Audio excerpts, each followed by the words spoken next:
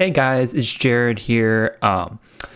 Unfortunately, this past weekend I was hit with a stomach bug, a food poisoning. Not entirely sure what it ended up being, but regardless, it basically took me out for the whole weekend. And if you were DMing me or were looking for a response to a tweet or anything like that, and I didn't reply, that's why. And unfortunately, because of that, I was not able to record my own waiver wire show for this weekend for CTN. But lucky for you guys, the show will go on, and Nate Marchese graciously volunteered to provide his insights this week on the waiver wire. Not only is Nate an incredibly smart guy, but I think it'll be really good for you guys to hear from somebody else's perspective on what are some values on the waiver wire for this upcoming week. So, Nate, if you're listening, man, appreciate you so much for stepping in like this. Again, before some of you DM me and everything, I am feeling much better already today. But Nate is awesome. He did a fantastic job on this week's episode. So, hope you guys enjoy it.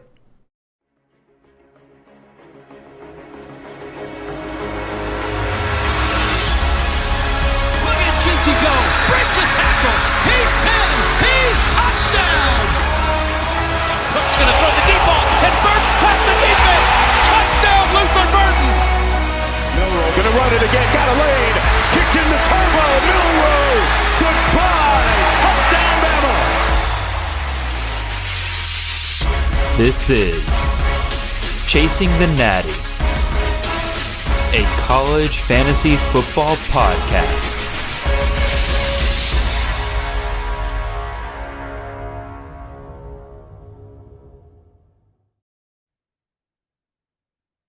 Welcome everybody to Chasing the Natty.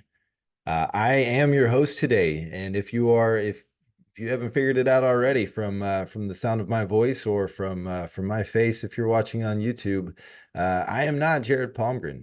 My name is Nate Marchese. I am filling in for Jared today. He's a little under the weather, so but the waiver wire show must go on. So I will do my best to give you guys some of the best Week 10 waiver wire options here on Chasing the Natty. I hope you guys are having a good ride in on your Monday mornings. As every Monday, you will find the Waiver Wire podcast of Chasing the Natty. And then on Wednesdays, you will find the sit-start options that Jared will have for you. So tune into that. Also, if you haven't already, head over to campus2canton.com. Subscribe to any of our phenomenal tiers there. We've got it all for you when it comes to fantasy. We've got CFF, Devi, C2C, IDP, DFS, you name it. We've got it over there for you. Lots of tools, rankings, everything you're going to need as it pertains to fantasy. As always, you can follow Jared at CFF Jared. The show, Chasing the Natty, is at Chasing the Natty. Again, I am Nate Marchese. You can find me on X at CFF Nate. So be sure to give everybody a follow there. As always, you can once a month find myself and Jared doing Defending the Natty, the Dynasty version of our CFF podcast. Once a month, usually right around the 15th of each month, we are going to have Volume Pigs on this coming up episode. So be sure to check that out as well. So also, if you haven't, be sure to give the show a 5-star review and a like. All of that helps promote this show and helps college fantasy football in general. So be sure to do that. All right. It's been a while since I've done a solo pod. I will try not to get too choked up. I don't know how Jared does it, man, with talking this much. Just taking water breaks is a challenge in and of itself. This is actually the second attempt I've had at recording this. I had to stop the first one. I got about halfway through the quarterbacks we're going to discuss today, and I'm dying. I'm coughing so bad just from my throat getting so dry as we do this. I'm like, crap, I gotta scratch that and start over. I can't just have a 3-minute cough break going on.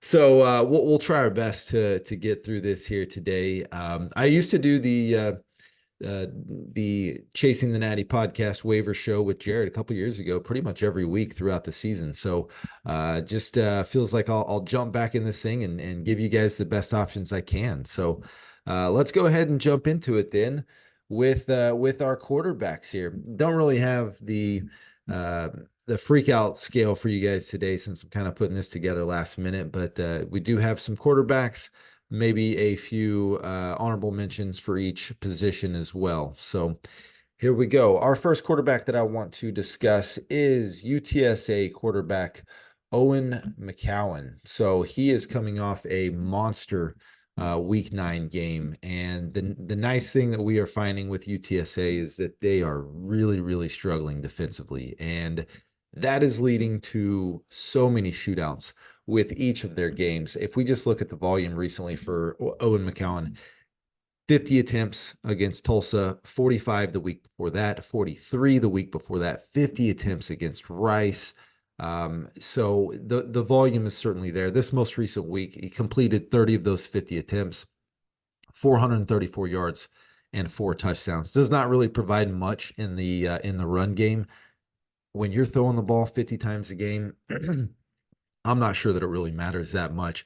They have a nice matchup this week against Memphis, so that has definite shootout potential. I would venture to say that the total points on that from Vegas lines is probably going to be somewhere in the mid to upper 60s. So definitely a lucrative position there for Owen McCown. After week 10, he does have a bye week, which is a little bit of a bummer. But after that, in week 12, he has North Texas and Temple to start off the playoff matchup. So pretty salty matchups that he's got between Memphis, North Texas, and Temple. I think he's a really strong waiver wire add for this week. Next, we will move over to Cooper Lagga. And if you can't tell already from those watching on the audio feed of this, there are no graphics tonight. Jared is the one that handles all the graphics, bells and whistles that you guys see. Anytime Jared is on a podcast and you're watching it on YouTube, he is the one doing all the work with that. I wouldn't even know how to even get started with something like that. So for those of you listening on audio version, you are missing absolutely nothing from the video portion of this. Our next quarterback here, Cooper Lagga, quarterback of Tulsa, who was in that shootout right there, dueling with Owen McCown, as Tulsa had a monster comeback against UTSA. I want to say they were down 42-17 or something like that, fairly late in the third quarter. And I'll be damned if they didn't win 46-45, just a massive comeback. And that came on the back of Cooper Lagga, who ended up going 16 of 31 for 333 yards, 5 touchdowns, and no interceptions, which I think's a big thing here because Tulsa has really struggled at times, and turnovers have been a part of that. So if Cooper Lagga can keep from turning the ball over, he is going to remain a really viable option for Kevin Wilson and that staff there at Tulsa. They have UAB coming up in week 10. So that is a really nice matchup. As far as what they have coming up after that is also a bye week in week 11, but ECU, South Florida, and Florida Atlantic. All of those juicy American Athletic Conference matchups there. Unlike Owen McCown, though, Cooper Lagga does offer some really nice upside with his legs. He had 13 rushes for 46 yards, and that, he would have had closer to 75 yards had he not been sacked 4 times. So he had 17 attempts for 81 yards and a touchdown a few weeks ago against Army. So there is definitely rushing upside with Cooper Lagga. He's pretty athletic, and I think that will be a big piece of this offense moving forward for Tulsa. Next, we will talk about a freshman who is just been crushing it lately in the SEC, and that is Mississippi State's Michael Van Buren, who has really, kind of found his way in that Jeff Levy offense where, volume is key, obviously, but they run at just a just ridiculous tempo. One of the fastest paced offenses in the country, as always, with Jeff Levy in that bear and shoot. And since taking over, Michael Van Buren has really kind of found his footing here. Most recently against Arkansas last week, again, similar to UTSA, similar to Tulsa, Mississippi State finds themselves playing from behind a lot, which is great in the quarterback position. A lot of garbage time points, a lot of game script requiring them to throw the ball more. Against Arkansas, he was 22 of 31, 309 yards, 2 touchdowns, did have a couple interceptions. But over the last 3 weeks, and this is against Arkansas, Texas A&M, and at Georgia, he has 8 touchdowns and has eclipsed 300 yards in 2 of those matchups. Here's the nice thing. He's not playing SEC competition this week.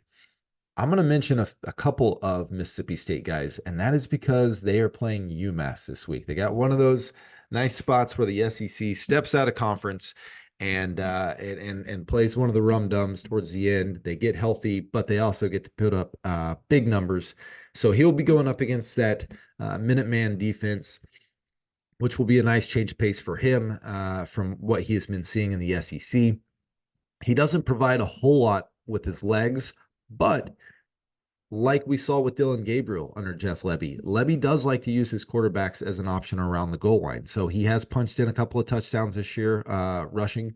So I do think that could play a role here. So look for him to have a really nice game against UMass. After that, it ain't easy, folks. I mean, Michael Van Buren for season-long redraft type leagues, probably just looking at this one week situation. After that, he goes to Tennessee, top 10 defense. He's got a bye, then he's got Missouri, and then he's at Ole Miss.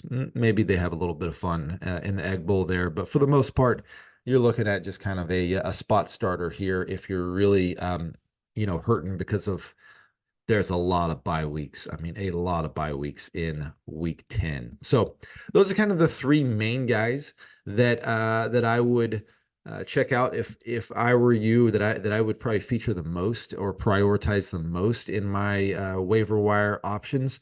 I'll give you 3 honorable mentions here that I'll just kind of quickly go over. And that is one maybe Jared has mentioned before in recent episodes. I can't remember off the top of my head, but Marshall quarterback Braylon Braxton, they have ULM this week, which up until week 9 has been a pretty solid defense. But man, they struggled against South Alabama.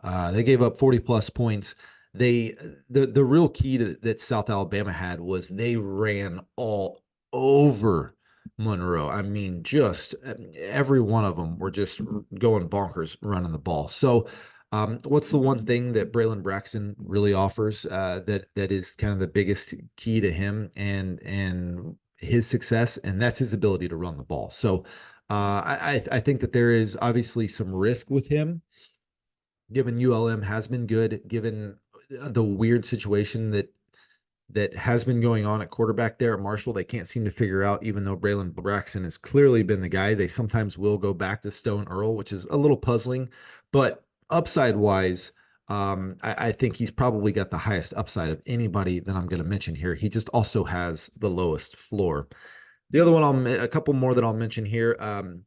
By the way, I forgot to mention some of the percentage ownerships here. Braylon Braxton's at 9%. It looks like Michael Van Buren's at 8%. Cooper Lagga just 2%.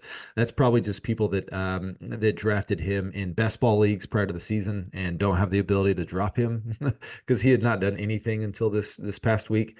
And then McCown, the most highest owned because he had some success earlier in the year, 19% owned.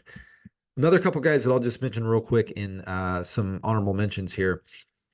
Jacoby Criswell has taken over there in North Carolina and has kind of ran with that job. He's looked pretty good here recently. They have a nice matchup against FSU. It's not probably the best. I mean, it's clearly not as good of a matchup as some of these other ones in the American Athletic Conference that I've already discussed. But Florida State, average to above average defense. They do tend to kind of grind things down a little bit, but Criswell's been really good. He's found a key target that we will discuss later in this episode with J.J. Jones. So I do think that he is a viable option there. He's only 6% owned. And then the last guy I'll mention, this may sound a little strange, but I bet a lot of people in your league have dropped him over the last couple of weeks. and he's somebody that was drafted fairly high early on, and that is Jackson Arnold at the University of Oklahoma.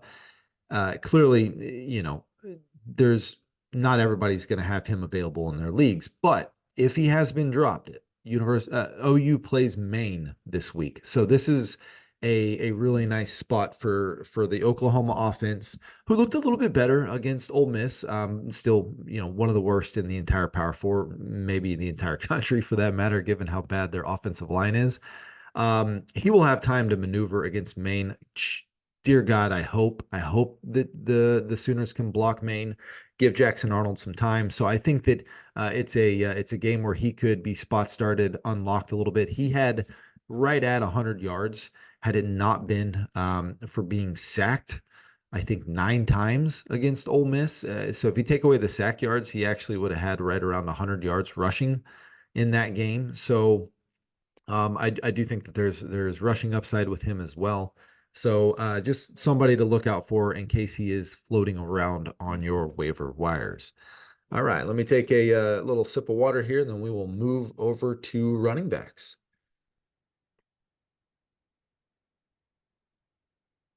First one I want to mention here, and forgive me if Jared has mentioned him. I know he didn't in last week's episode, but another true freshman. I promise I'm not going to just talk about true freshmen. Even though I love Dynasty, I will try to keep this as on point for redraft as possible. But ULM freshman Aman Hardy is having a really nice season here, and he has become that Coach Vincent, go-to running back. I've written about him in my Pulse of the Nation articles recently. He has just looking at his most recent game logs here, 20 carries, 15, 14, and 27 over the last 4 games. Most recently, he had 100 yards. He's clipped 100 yards in 3 of his last 4 games. JMU, he only had 82. Other than that, he has either hit the 100-yard mark or scored a touchdown. I do think with them matched up against Marshall, who's not been a very good defense at all, I do think that Hardy will continue to get fed. Game script was kind of weird, obviously, with them losing 46-17 against South Al this last week. Probably limited him a little bit, but he still got 100 yards. He still got 20 carries. So it would not shock me if he gets another 100 yards, finds the end zone here against Marshall this week. Looking at his schedule moving forward, after that, he has Texas State. Not bad. Auburn in week 12, probably not going to be a good spot to start him there in the playoffs. Would not trust that at all. And then Arkansas State and Louisiana. So those are pretty strong matchups, favorable matchups for Hardy as well. Next one I want to talk about, like I said, you will hear me kind of beat the drum for Mississippi State this week. I've already discussed Michael Van Buren. Now that we are in running backs, let's talk about Devon Booth, who is, quietly having a really solid season, and he has been fairly, leaned on here the last couple of weeks. Most recently against Arkansas, he had 17 carries for 93 yards and did pop with a reception of 54 yards and a touchdown on that catch. So he's used some in the past game. He had 5 targets against Texas A&M, and over the last couple of weeks, he has clipped 100 yards from scrimmage and has gotten into the end zone in both of those games. He's actually gotten in the end zone the last 3 weeks. So again, this week, Mississippi State plays UMass. That's just a really nice spot here in week 10. So many teams are on a bye this week. It's incredible. You're going to have to dig a little bit deeper probably than some past weeks on your waiver wires. Not to mention, I mean, it's picked over pretty good here at this point in the season. So if you can get somebody going up against UMass who's shown they've been fairly productive recently, I do think that is a nice spot for Booth if you want to take a shot there. Next, we will talk about is speaking of that South Alabama game where they ran all over ULM. They have kind of gone back and forth or pretty much had a 50-50 split between Fluff Bothwell and Kentrell Bullock. So Bothwell, we've discussed numerous times, I'm sure, on this podcast. He's likely already owned. Bullock, though, probably still an option for you out there. He most recently against UL Monroe went 18 carries, 141 yards, and 2 touchdowns. Bothwell got his too. He eclipsed 100 yards, had a couple of touchdowns. It was actually Bullock that went off first. Bothwell did most of his damage in the second half after Bullock already had eclipsed 100 yards and a couple of touchdowns. So, but over the last 3 weeks, Bullock's got 18 carries, 15 carries, 13 carries. So, not bad, not bad. He is going up against Georgia Southern this week, which is a pretty good spot to be able to start a guy there. Georgia Southern defense has not been great this year. He will then have a bye, and then Louisiana Lafayette, Southern Miss, and then Texas State. So some decent matchups here. He is 10% rostered, so he should be out there. A little bit more options for him than probably what you've seen with Hardy, because Hardy was 25% owned. So, but I think that he could provide some decent options for you there. The one honorable mention guy that I will discuss here after mentioning Hardy, Booth, and Bullock is George Pettaway, the transfer from North Carolina over to James Madison. He has kind of turned it on here over the last, probably the last month or so of the season. Most recently, pulling his stats up here against Southern Miss this past week in week 9, 16 carries, 119 yards, 1 touchdown. And as has been well, documented and discussed on George Pettaway, one of his biggest upsides is the fact that he is a good receiver out of the backfield. He has 25 targets this year. Turn that into 15 catches, 161 yards, 2 touchdowns. So he can be used both in the run and receiving game. Over the last, let's see here, 4 weeks, he has eclipsed over 15 touches. And over that span, he has a couple of games with 100 yards from scrimmage. So it looks like he is kind of taking a hold of that job and started to kind of run with it here. The main reason I didn't mention him as a surefire waiver pickup is that he doesn't help you this week with all of those buys going on, and you're really looking for somebody to help you out because your bench is so thin. Pettaway is one of those victims to the week 10 bye week as well. So if you are picking him up this week, it is more of a stash play for week 11 moving forward, but it's nice. It's nice if you can get him and hold him and start him, from week 11 on. He has Georgia State, Old Dom, App State, and Marshall. So all of those near the bottom third as far as defenses here in the country. So some really, really strong matchups there. All right, let's slide over to wide receiver. Let me get a quick drink here.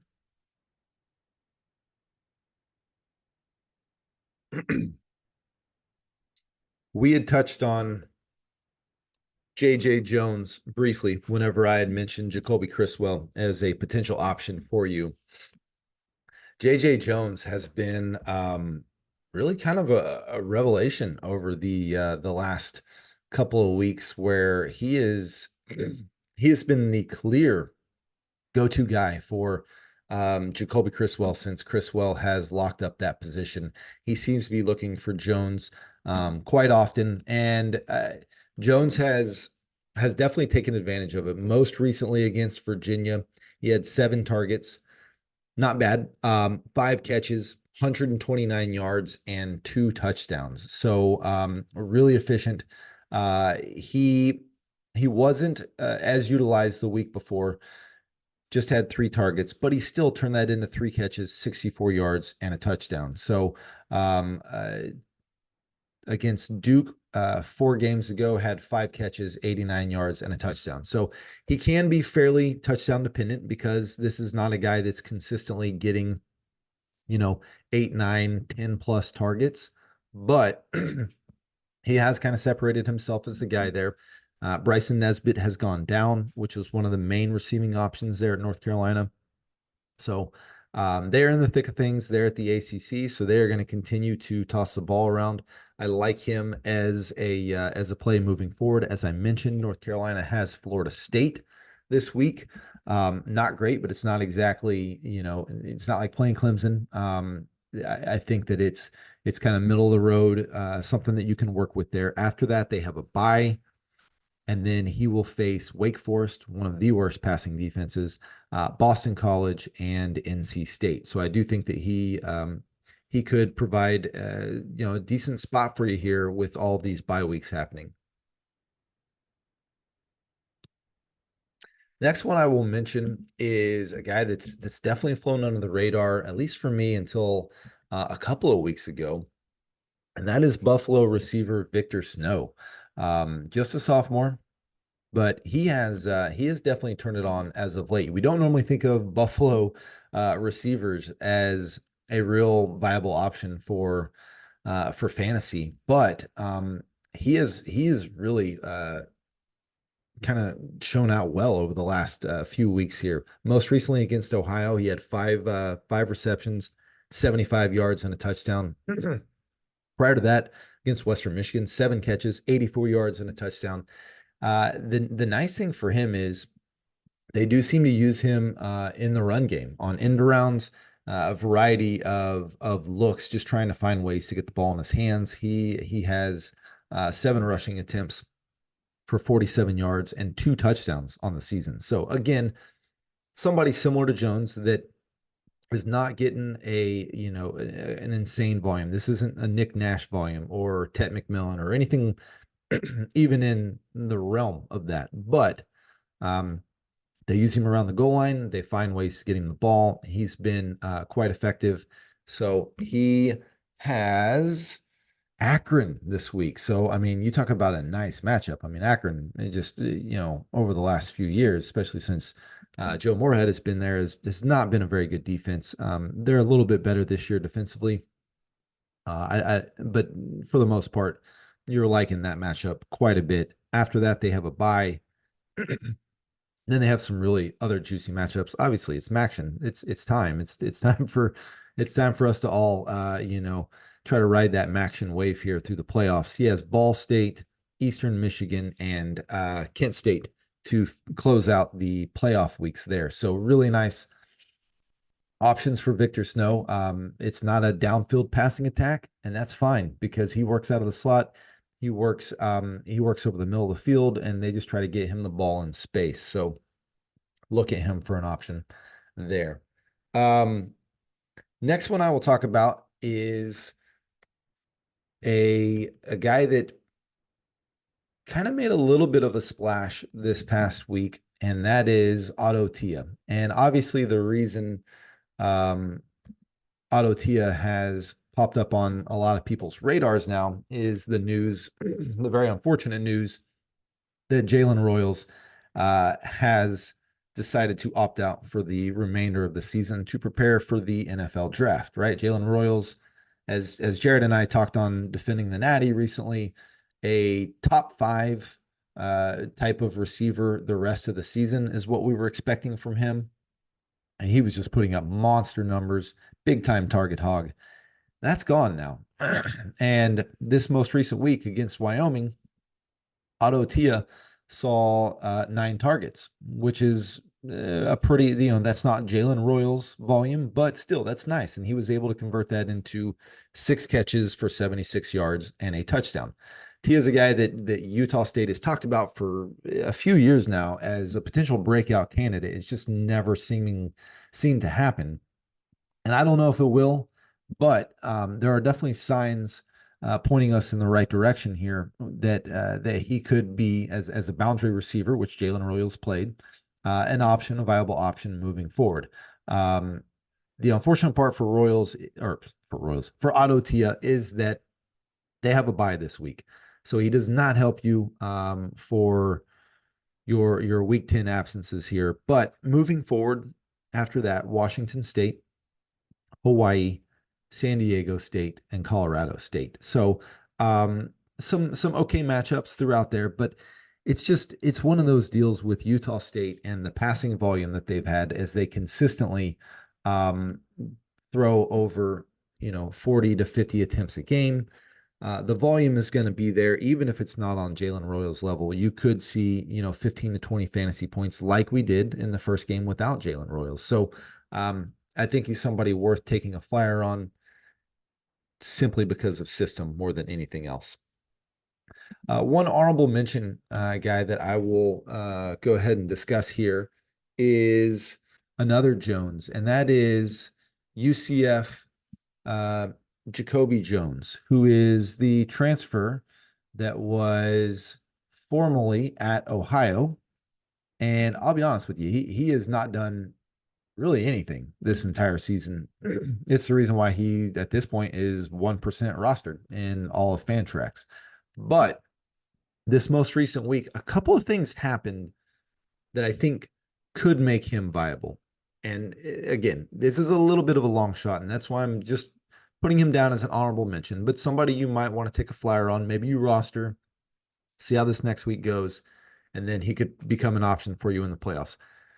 One thing we saw happen was Kobe Hudson went down with an injury. He at this point, as I'm recording this, I don't know what the injury was. It was definitely a knee or lower extremity injury. He could not put any weight on his left leg. It definitely didn't look good. So it would not surprise me if we see Hudson out for a while. And it clearly looks like Jacoby Jones then became the featured target. The other thing that happened was that they decided to, at least mid-game, make the transfer over to Rizek as the quarterback. It just simply was not working out with Ja'Cory Brown. They've moved on from KJ Jefferson. But Rizek, as a quarterback, is probably the best passer that they have on roster. Gus Malzahn loves to basically use these essentially running backs as quarterbacks and run that RPO type system. That's not what Dylan Rizek is, and he actually is a viable passer. So that makes Jacoby Jones at least have some type of upside if they decide to stick with that quarterback change there. So just somebody to keep on your radar. Two other guys I'll briefly mention here for the honorable mention section. Again, Mississippi State. They're playing UMass. I know Kevin Coleman is over 50% owned, so he would not meet Jared's parameters. I want to say he usually likes to have less than 30% ownership as far as guys to mention on here. Kevin Coleman does not meet that criteria, but he is owned, or he is unowned out there in leagues. I know I picked him up in a league just this past week for his matchup with Arkansas, which he ended up going for 100 yards and a touchdown. Since Michael Van Buren, really pretty much the entire season, Kevin Coleman's been the one guy that has been steady in that passing game, and he plays out of the slot there, which we love with Jeff Lebby in that system, and he is being peppered with targets. Lots of times it's not very efficient targets. Sometimes it is, like we saw against Arkansas. They're playing UMass this week. It's a lot easier to be efficient against UMass than it is Georgia and Texas. So I like throwing Kevin Coleman out there as a definite start this week, should he be available in your leagues. The other guy is Colorado State's Caleb Goody. That's a little bit of a shoot from deep option for you here. A lot of people maybe haven't even heard of Caleb Goody, but you probably should, since Torrey Horton has gone down. And when Torrey Horton was briefly injured or limited with I want to say it was a hamstring or something like that earlier in the season, it was actually Caleb Goody that took his snaps. Caleb Goody is definitely the receiver that is getting the majority of snaps since Horton has gone down, and he's done the most with it here. The last 2 games, he has received 3. He's got 3 catches, 62 yards, and a touchdown this past week. 3 catches, 103 yards, and a touchdown against Air Force the week before that. Those are the 2 games in which Horton was injured and out at least most of the game. So the targets still aren't there. I do think he is probably the number 1 option right now for Colorado State. The problem is Colorado State has really changed who they are kind of midway through this season when they realized that it just ain't happening with Braden Fowler Nicolosi, and that maybe their strength is in the run game, which we have seen with Anthony Morrow and Justin Marshall at times be really, really strong. They've kind of leaned on the run more, but when they do have to open it up and throw it, I do think it's going to be Caleb Goody that they're going to be looking towards as that replacement for Horton. He has Nevada this week, then they are on a bye, and then they have Wyoming, Fresno, and then a very, very nice matchup in week 14 against Utah State. So just somebody to keep on your radar, maybe take a flyer on. But I do think that I do think he's the primary option without Torrey Horton, even though there's just simply no way you can expect Torrey Horton type of numbers there. Moving over to tight ends here. Let me get a quick drink and we will discuss them.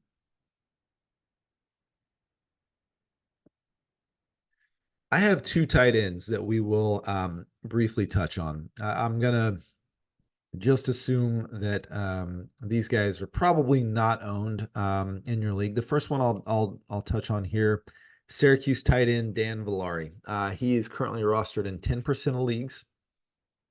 Dan Valari hasn't done anything this year, but similar to last year, when some injuries happened and Dan Valari saw himself actually becoming the main primary option in that Syracuse offense, that could potentially happen to a lesser degree this year. The kind of the big thing is here is that Amari Gadsden was injured in this most recent matchup. I want to say it was a concussion is what they're probably thinking his situation is there. He could certainly be back fairly soon. I don't know. I haven't totally been able to read up on what maybe that situation is looking like at Syracuse. But Valari filled in quite nicely in really just about a half worth of play here with Gadsden out. I said Aronde Gadsden. With Gadsden out in the second half, Dan Valari had 5 targets, 3 catches, 40 yards. Not bad, right? Tight end wise. Didn't score a touchdown through the air, but as we've seen Valari in the past, he had 2 rushing attempts for 4 yards and a touchdown. It was at the very end of the game. Game was out of control. But when they get down there at the 2-yard line, Kyle McCord is not a running option. They can simply go to wildcat formation with Dan Valari lining up there, and him and LaQuint Allen become kind of a 2-man RPO system there. So that I think that's kind of the primary thing. He becomes more of an option in the pass game if Gadsden is going to be out any period of time. And given his rushing upside, he becomes kind of a fun, late season flyer that you can take there. The other option I will throw your way, again, it's kind of the theme of the episode here. Mississippi State's Seydou Traore. He is the tight end option there for the Bulldogs. They're going up against you named it, UMass, and Traore's been kind of hit or miss, but as of recently, he's gotten a fair amount of volume from a tight end. It's about as much as you could ask for from a tight end. The last 3 games, he has 6 targets in each of those games. And because he is a wide receiver tight end hybrid type, He's more efficient than what you will see a lot of tight ends. He's not a, run 5 yard out or slant over the middle, catch it, fall down, try to get, 6, 7 yards. His yards per reception over the last few games here, 15.4, 12.7, 10.2, 14. So he is a guy that can athletically make some plays after he catches the ball. Last game, he literally dove for the pylon on one of his catches. It looked like a touchdown. It should have been called a touchdown. For some reason, they did not. Otherwise, he would have had 77 yards and a touchdown on top of it. So I do think that he is definitely going to be available there in your leagues. He is rostered in 16% of leagues. That 16% is probably all Andrew Katz, just based off of some of the draft history I remember in drafts I had with him. So if you're not in a league with Andrew Katz, I imagine Seydou Traore is an option for you, and another dart throw you can put out there against UMass for this Mississippi State team. So that's pretty much it as far as the waiver wire options that I have for you. I did want to bring up one thing as far as three primary injury related things to keep an eye on, because I think if one of the guys that I'm going to mention is out, if one of these injured players is for sure going to be out, I think the backup becomes at least somebody to pay attention to. The first one is at Texas Tech with their quarterback position. We saw Baron Morton go out this past week, fairly early in the game, and did not return. And it was Will Hammond who took over as the quarterback there and looked really, really good doing so. I want to say he started out like 9 of 9 or something like that, passing the ball. Did not skip a beat with Baron Morton. They did end up losing to TCU, but it certainly wasn't all because the true freshman had to come in and just wasn't functional in that offense. He looked good. He looked every bit as good as Baron Morton.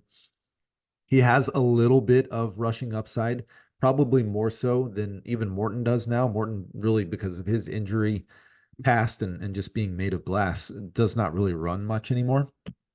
So I think you could potentially get some rushing upside there with Hammond. So just keep an eye on Morton and what his health situation is. The other one, staying in the Big 12, Ollie Gordon. Ollie Gordon was hurt in this most recent game, left.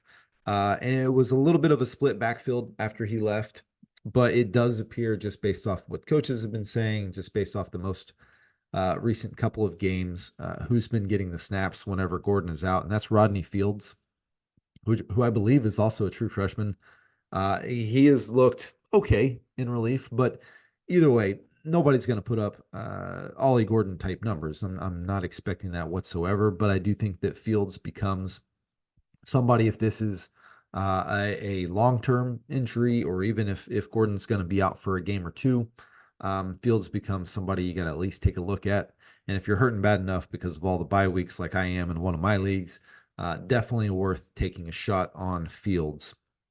And the other one is at Arkansas in their backfield. We saw, obviously, Jaquindon Jackson, who we knew coming into this game was going to be doubtful, ended up being listed as out by the midweek injury report. And then Sam Pittman said, we're gonna let Braylon Russell eat, and eat he did. Which he can eat. He's 252 pounds of a behemoth of a man there, but he went for, I want to say, right around 160 yards against Mississippi State. Clearly not a great defense, but he went for 150 plus. 75 of that came on one run at the very end, or towards the end of his stretch, because he had a hamstring injury, or at least looked to be hobbled by the hamstring after that long run. Now, Pittman said after the game, I think he was just tired. I think he was exhausted. He doesn't normally run 75 yards on one play. I think the hamstring's fine. So watch the injury reports. If he is out, if Jaquindon Jackson is out, then potentially Rashad Dubinion becomes an option for you. Arkansas has been fantastic running the ball this year. If neither one of those two top guys can go, Dominion showed when he hangs onto the ball and he's not fumbling it, he's actually pretty good. He's probably their best receiver out of the backfield as well too. So he could become an option for you there if Russell and Jaquin and Jackson are both out. So that is it as far as the guys that I have for you that I want to discuss. Be sure to check those out and check your waiver wires, see if they are options for you moving forward. With that, we've kind of come to the end of our show here. So I thank you guys for listening. I apologize you didn't get Jared today. I hope that I was able to be able to give you some good options moving forward. Hope it was worth your listen. Thank you for listening. If you have not already, as I mentioned earlier, please comment, subscribe on the YouTube feed. If you're listening to this on the podcast version, please leave a 5-star review where you can. Make sure you check out the rest of the Campus Kitten stuff that we have over there at our website. Everything you need for fantasy football needs. So check that out. Thank you guys. Have a wonderful week 10.